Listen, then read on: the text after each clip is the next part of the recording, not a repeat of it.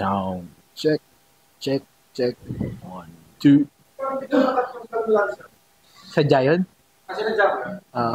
Cliffhanger tawag. Yun, explanation na parang nabibitin ka. Parang ganun. Pinaubusan talaga ng battery yun. Pwede ko naman siya palitan, pero iniisip ko, okay na yun. Kasi madalas kasi nangyayari, kapag nagko-closing remarks ka, wala lang nanonood nun eh. So, pag nanonood ka ng mga vlogger, di ba may mga vlogger na nagpapaalam sa vlog, wala nang nanonood nun eh. Di katulad ako spontaneous sa bilang mapuputol. Natapos nila, nang di nila namamahal. Ari, neto. Si Bobby, may-ari ng QC.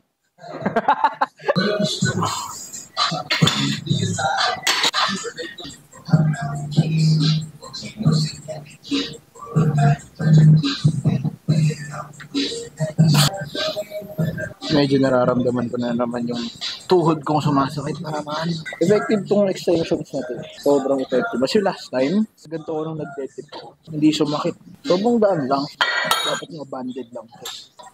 Lagyan natin ng post ka ulo.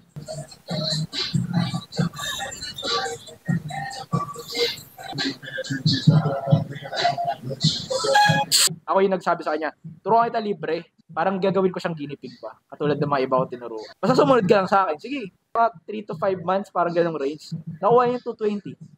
4. Sagad niya 4. 4 times siya.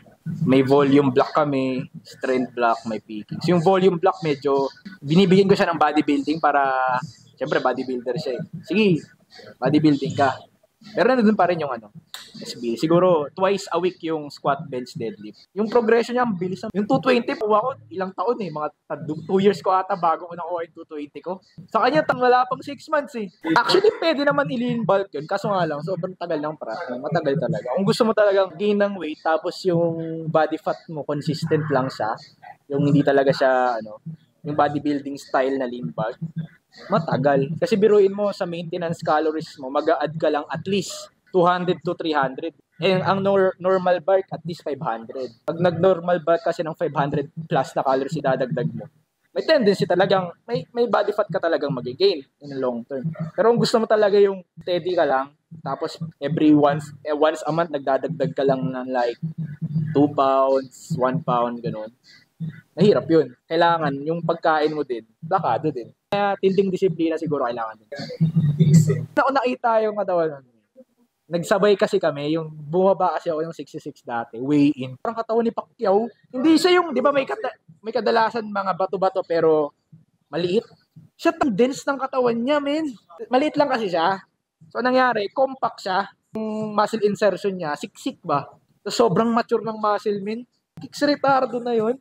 Charot kay kicks retardo. Lean siya, at the same time, makapal. Paspat nga, Job. Triples ng pause.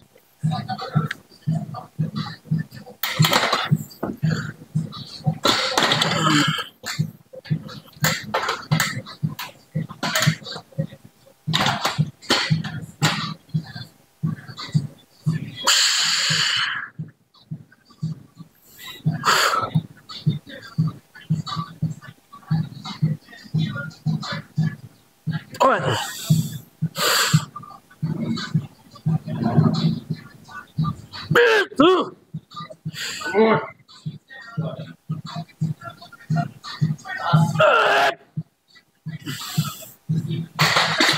Okay na ako doon. Thank you.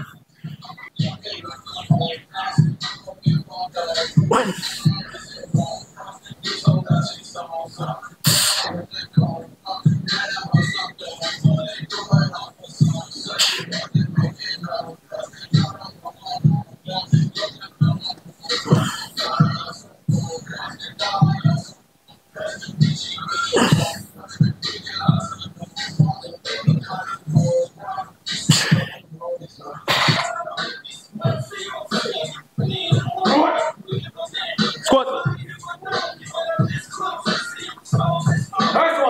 Rock. Bilis ng rock. May hagod na. Pero 150, no?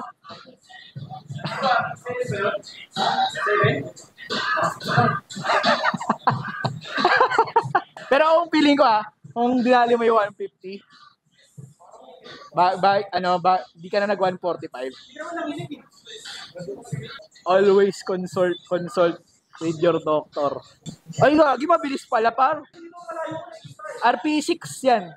Para sa akin. Para yung mata ko pero yung sa'yo, depende na sa'yo. Pero ano, para lang ano, sure. Change mo sa coach. So, saan tayo? Bilis! 150 ka na. Mind games din ang powerlifting. Kasi kapag may single doubt ka, kahit kaya mo siyang buhatin, imposibleng mabuhat mo yan. Napaka-imposible niyan. Patibayan ang utak dito eh. Feeling ko any strength sport eh. Once na may doubt ka sa bubuhatin mo, malabo. Kahit kaya mo siya, malabo. Although mabubuhat mo siya, kaso nga lang medyo bagal, ganun.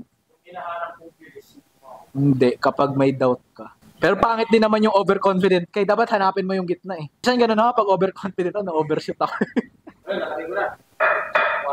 Oo, wala nang balikan yan. Squat.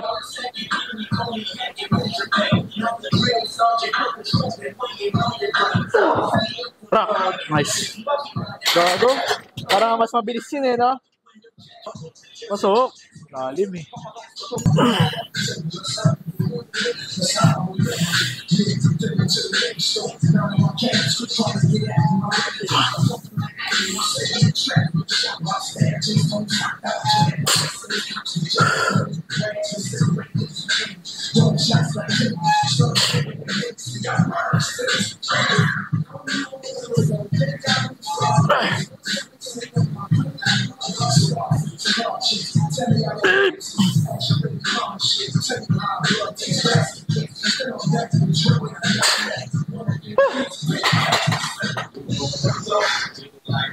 Up.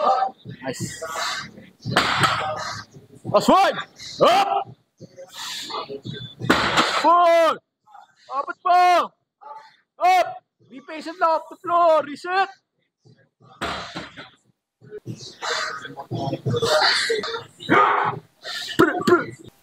Up. Gone.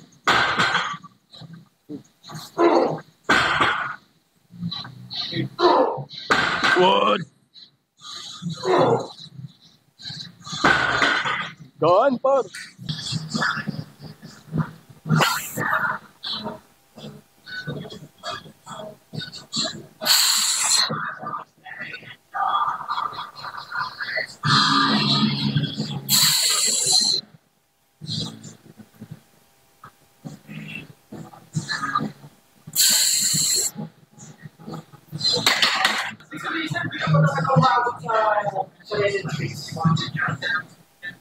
Yung ano, yun na yun. Sagad na yun. Pero may isa-shred pa yun eh.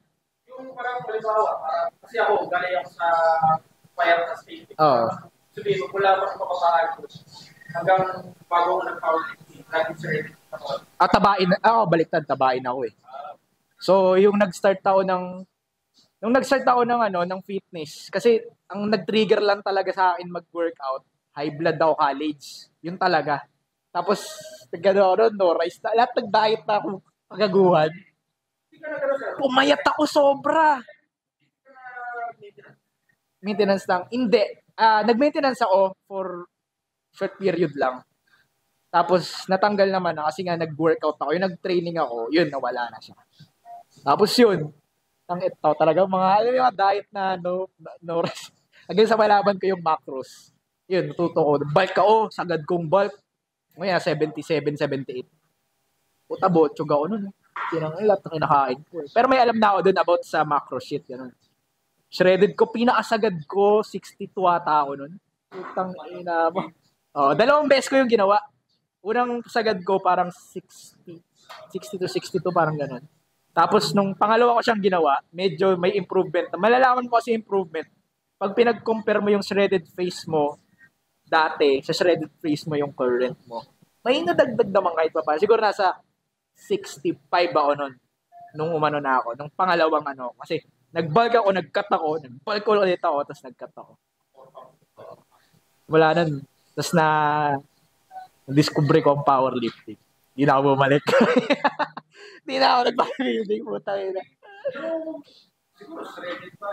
Yung mukha mo nagpa. Oo! Talagang pero hindi sabi mo mukha yung mukha yung mukha yung mukha yung Meron sa idea nun. Tawa ako, kulit na ito, par. Pero yung ano ko, yung katawan ko, maliit lang talaga as in. Yung muscle ko hindi pa mature. So, pag nag-t-shirt ka, parang ano? Parang akong normal na tao. Siguro kailangan ko mag-t-shirt lagi ng fit para... Ikaw ba shredded ka all this time? Like before bata ka pa? Kasi wala akong problema sa... Kaya pala kahit lumaki yung chan mo, yung may bakat pa rin ng abs. Yung genetics, no? Ikaw ba, shredded ka rin ba bata pa lang? Payatet, skinny pa. Maliit lang talaga ako. Grabe yan. Yan yung... Ito, anong kg to? Meron yun. Ugat mo dito sa pit. Wala, hindi makikita. Parang nasa ano ako dito, parang 70 something. Tapos yung umabot dito, Pagpalagay natin 65. parang ganun. So, yan yung pinakauna. Yan yung una. Ito yung katawan ko dati. Yung nag-ano ako, yung nag-no rice diet. Ito yung katawan ko dati. Diyan ako nagpayat ko talaga niyan. Para ako natawa sa mga tita. Oh, anong nangyari sa'yo? Mga ganun. Yan yung pinakauna. Ito yung pangalawa na. Nalaman ko na paano, ito yung sagad kong ano, tsuga ko niyang par. Yan ang gastos ko niyang par. Alam ko, ito, yan na yung parang nag-lean bulk ako. Tapos ending din, ganyan ako nag-end. So nasa ano ako niyan. Siguro nasa 70 something ako doon. Tapos 75, tapos naging 62 ako. Wala na sakit sa wrist ko. So all good sa lahat. Yung placing pala ng paa ko, in-adjust ko. Di ba dati medyo paloob, ngayon medyo ano na siya, lagpas 90 degrees. Mas naka-leg drive ako ng mas maayos doon. Then yung wrist ko na ng problema, mas tight na ako ngayon, mas confident na ako mag-bench ulit. Ang problem ko lang madalas is yung nagka-cramps lagi yung mid-back at lower.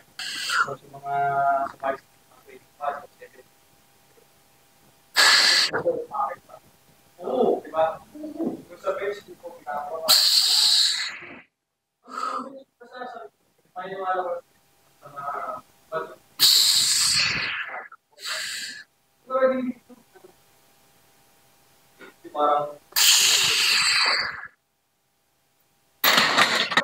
Lahat naman tayo men.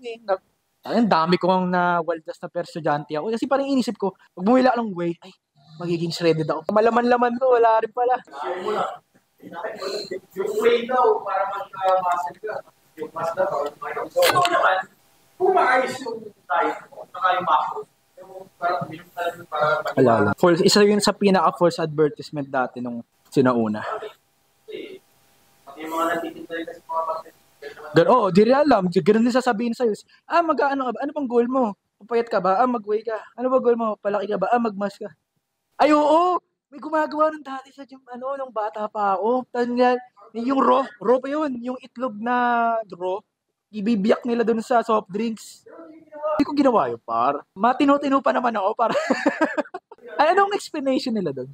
Sabi daw nila, para daw yung first daw, diba, yung first na sugar yan eh. Di lutuin mo na lang itlog, ganun din eh. May possible pa may germs yun eh. Ang ginawa ko lang raw na egg, yung kapag nag-shake ako, yung shake ko ng oatmeal, etc., whey, yung pinagalo-halo ko, para lang dumagdag yung protein intake ko, nagka-crack ako ng itlog. 1, 2. O di mo naman malalasahan. Kasi mahalo siya eh. Kala ko nga dati malalasahan. Oo. Sundot. Sundutan mo. Bukas para, imbis na magpahinga ka, nag-sore ka ngayon. Sasabihin sa'yo, sundutan mo bukas, mawala. Imbis na magpahinga ka, na-realize ko, imbis na magpahinga ako, pagurin ko pa yung sarili ko. Kahit ngayon, men, yung mga gym na, alam na natin na medyo bro science, like more commercial gym na, may mga ganun pa rin hanggang ngayon. May naririnig pa rin ako. Pag nakakarinig ako ng ganun, tahimik ka na lang kasi mahirap makipagtalo eh. Lalo na, sabihin nila, ba't daw maniniwala sa'yo? Ganito ba yung katawan mo? Ang pinaniniwalaan lang nila, yung maayos yung itsura. Kapag di maayos yung itsura mo, kahit tama yung paliwanag mo, sa'yo na yung paliwanag mo. Sa minded, maraming ganun, di ba? Karga hanggang pilik mata. Tapos yung pag pinagsabay mo, paghahatakan, parang ginanon ako dati nung isang, although kaibigan ko naman yung trainer na yun, sabihan ako, nginitian ko lang. Para nagmamadali ako nun, tapos sinuperset ko yung chest at saka back ko. Sabi, wag mong pagsabayin. Ganun. Natawa na lang ako. Maghahatakan, gago. Yung bicep, tricep din, di ba? Sa pag normal na lang, maniniwala kasi, syempre yung nag-explain, maganda yung katawan. Parang ano lang kuwari, may abogado. Ano yung pipiliin mo? Yung may napananalo na ng kaso o wala pa? Parang ganun. Di ba? Parang ganun yung idea niya. Pero at the end of the day, kumbaga, may accountability ka pa rin para matutunan yun. Parang as much as possible, mag-research ka rin. Kahit sabihin dito na Brick fluid.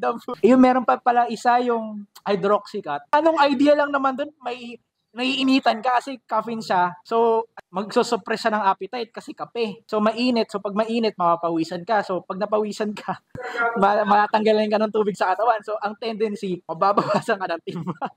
Oh. Ano ba yun? Hindi ko alam yun. L-carnitine. May suppressant din siya. Appetite suppressant din siya. Kaya pala. So, nagsusuppress din siya ng ano. Yung isa din yun, yung Fit and Right. Sobrang false advertisement nun, men. Kasi madaming nagoyo ng gano'n. Iinom lang ako ng ganyan. Ganto na ako. Dapat malaman-laman mo yung content po ta sugar. Yung. Sugar, dami. Sobrang dami. Parang sa panahon ngayon, kapag naniniwala pa sa gano'n, parang tangahan mo na kasi pwede ka naman mag-research eh. May internet na, men. Di ka tulad dati yung sinauna. Pwede ka pa talagang, parang hindi mo pa kasalanan pag nauto kasi. Paano ka matututo? Punta ka pa sa library. Ngayon, wala namin. Kahit ultimo mismo yung mga malulupit na, nagkakamali pa rin eh. Kasi ang alam ko, yung pag-aaral sa fitness or sports, nag-progress pa rin. May mga bagay na na-apply dati, tapos ngayon, hindi na siya. Pero ngayon nga, buti nga, alam na nila magbilang ng macros eh. Pero yung ang punto kasi nun, although naiintindihan ko naman, siyempre para bumenta. Pero sana naman, di rin makompromise yung paliwanag. Kasi isipin ng mga tao, siyempre, lagi naman isipin ng mga tao gusto nila yung madaling paraan. Bibili na lang ako ng kape mo. Kaysa mag-exercise ako, kaysa mag-diet ako, di ba? Inumin ko na lang, papayat ako.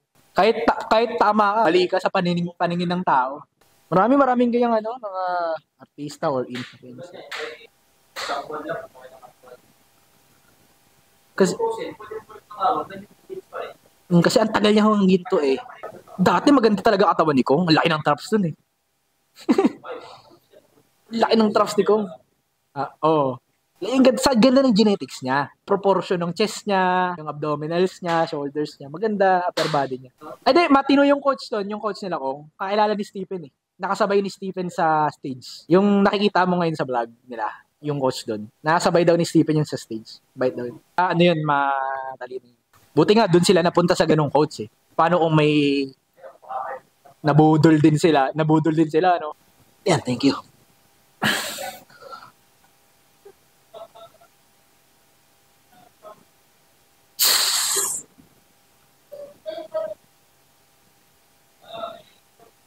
Yes.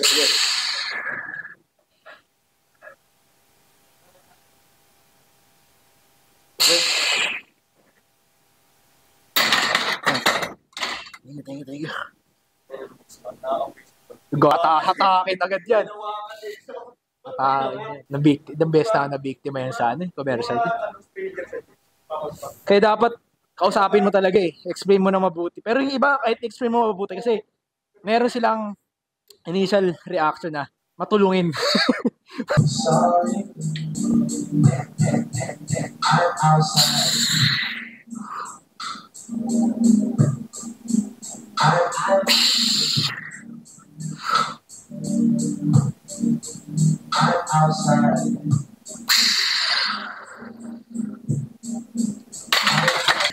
Medyo wala palang post yun, men. Pero okay lang, last set na yun. Accessories lang ako din. Bukas, meron tayo black.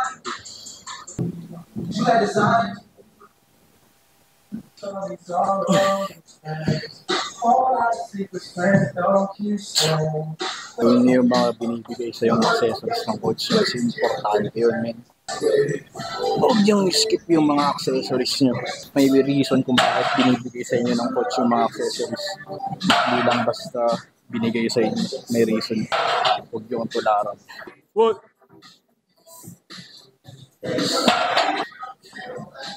So, hindi ko masagad. Or,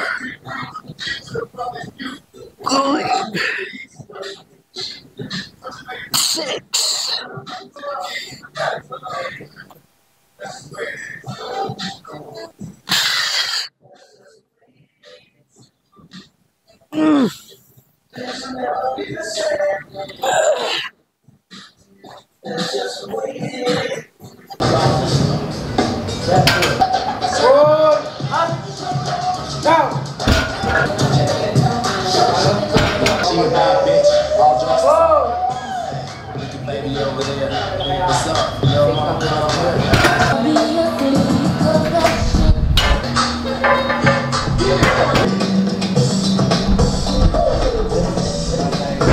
Need a glass of water, boy, you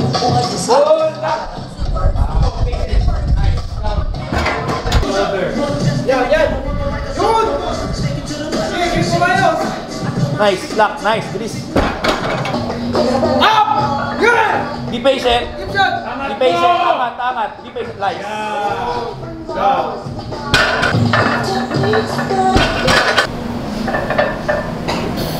Good.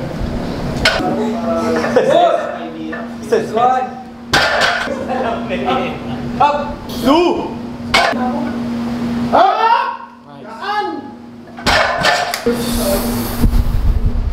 Yan! Hit mo ayos!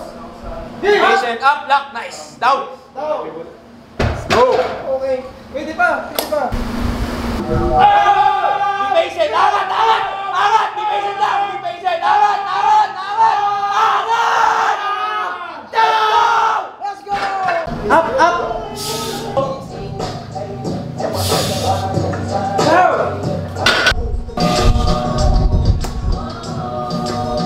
Easy way. Come on.